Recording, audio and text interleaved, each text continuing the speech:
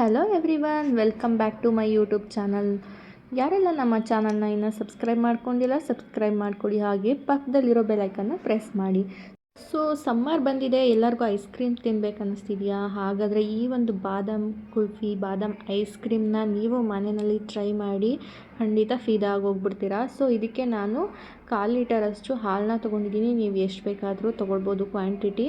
ಹಾಗೆ 1 spoon custard ಪೌಡರ್ಗೆ ನಾನು ಸ್ವಲ್ಪ ಹಾಲನ್ನು ಮಿಕ್ಸ್ ಮಾಡ್ಕೊಳ್ತೀನಿ.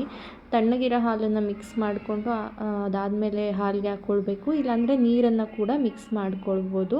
2 ಸ್ಪೂನಷ್ಟು ಹಾಲನ್ನು ಹಾಕ್ಕೊಂಡು ಚೆನ್ನಾಗಿ ಮಿಕ್ಸ್ ಮಾಡ್ಕೊಳ್ಳಿ.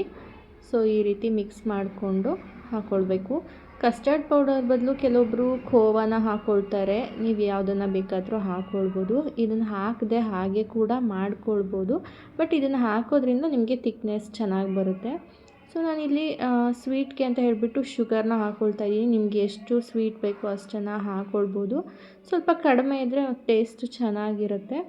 ಸೊ ಶುಗರ್ನ ಹಾಕಿ ಇಲ್ಲಿ ನಾನು ಚೆನ್ನಾಗಿ ಮಿಕ್ಸ್ ಮಾಡ್ಕೊಳ್ತೀನಿ. ಹಾಲು ತುಂಬ ಗಟ್ಟಿ ಆಗೋ ಥರ ನೀವು ಕುದಿಸ್ಕೊಳ್ಬೇಕಾಗುತ್ತೆ. ಸೊ ನಾನಿಲ್ಲಿ ಕಸ್ಟರ್ಡ್ ಪೌಡರ್ ಮಿಕ್ಸ್ ಏನಿದೆ ಅದನ್ನು ಇದ್ರ ಜೊತೆ ಮಿಕ್ಸ್ ಮಾಡಿಕೊಂಡು ಚೆನ್ನಾಗಿ ಮಿಕ್ಸ್ ಮಾಡ್ಕೊಳ್ತೀನಿ ಇದ್ರ ಜೊತೆ.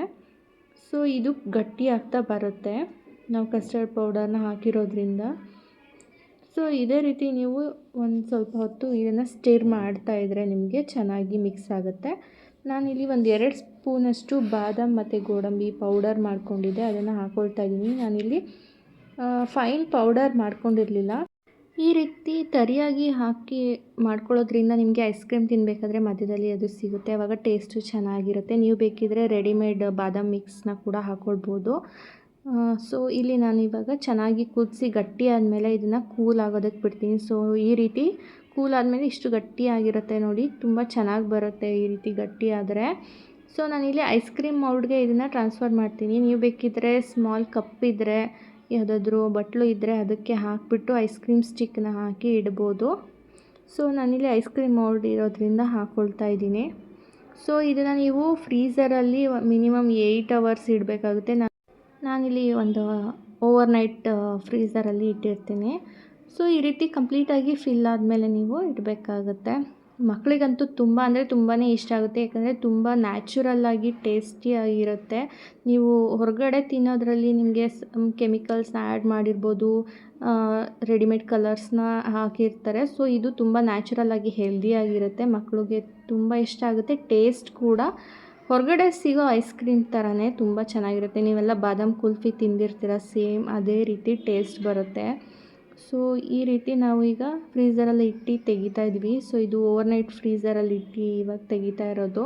ಈ ರೀತಿ ಮನೇಲೇ ಮಾಡ್ಕೊಳ್ಳೋದ್ರಿಂದ ಹೆಲ್ದಿಯಾಗೂ ಇರುತ್ತೆ, ಹಾಗೆ ಯಾವಾಗ ಬೇಕೋ ಅವಾಗ ಮಾಡ್ಕೊಂಡು ತಿನ್ಬೋದು. ನೋಡಿ ಎಷ್ಟು ಸೂಪರ್ಬಾಗಿ ಬಂದಿದೆ ಅಂದರೆ ಟೇಸ್ಟ್ ಕೂಡ ಅಷ್ಟೇ ಚೆನ್ನಾಗಿತ್ತು. ನ್ಯಾಚುರಲ್ಲಾಗಿ ಒಂದು ಐಸ್ ಕ್ರೀಮ್ ಏನು ಹೊರಗಡೆ ಎಲ್ಲ ತಿಂತೀವಿ ಅದೇ ಥರ ನ್ಯಾಚುರಲ್ಲಾಗಿ ತುಂಬ ಚೆನ್ನಾಗಿ ಬಂದಿದೆ. ಸೊ ನೀವು ಕೂಡ ಮನೆಯಲ್ಲಿ ಇದನ್ನು ಟ್ರೈ ಮಾಡಿ. ಪಕ್ಕ ನೀವು ಇದನ್ನ ರೆಗ್ಯುಲರಾಗಿ ಮಾಡ್ಕೊಂಡು ತಿಂತೀರಾ, ಒಂದು ಸಾರಿ ಟ್ರೈ ಮಾಡಿದ್ರೆ ಅಷ್ಟು ಟೇಸ್ಟಿಯಾಗಿದೆ.